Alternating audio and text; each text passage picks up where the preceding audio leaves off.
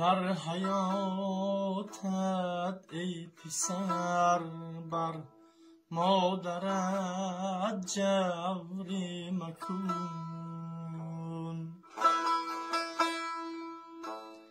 هرچی دادی از طعام با یک سخن زهر مکن.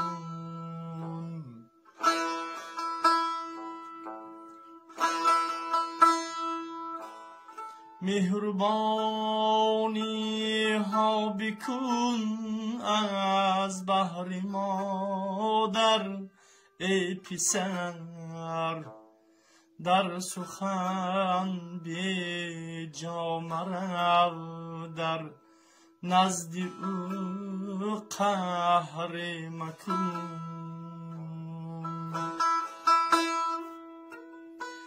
در سخن بی جا مرو، در نزد او قهر مکن.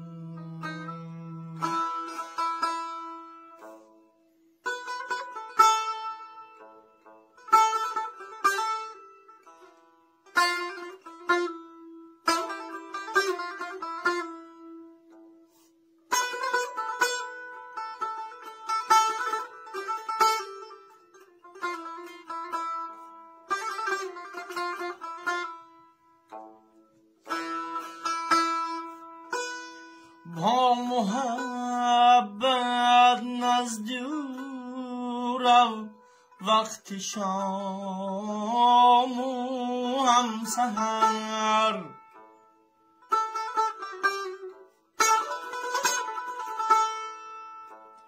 با محبت نزد او رو، وقت شام و هم سحر.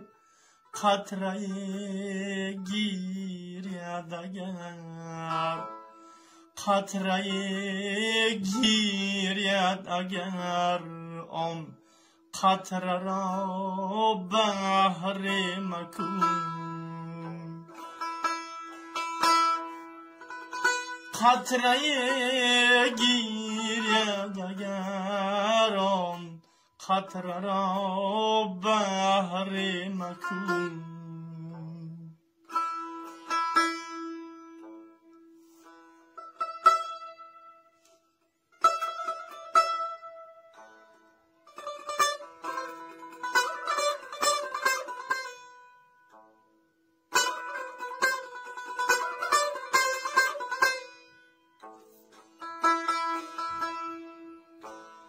نالشی مادر بگوشد، گر رسد دیوانه شد.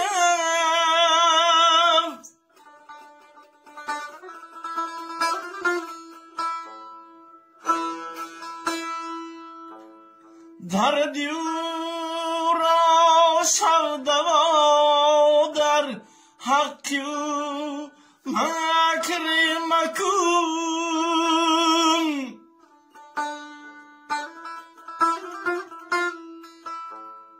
تو بگو حاجی حسین بر هر جوان امری خدا.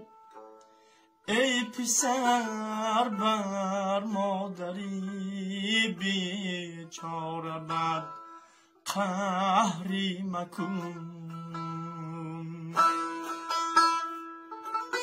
ای پسر بر مادری بیچاره بد قهری مکن. در حیات ای پسر بر مادرت جور مکن. هرچی دادی از طعام با یک سخن زهر مکن. ای پسر بر مادری چارقت قهری مکن.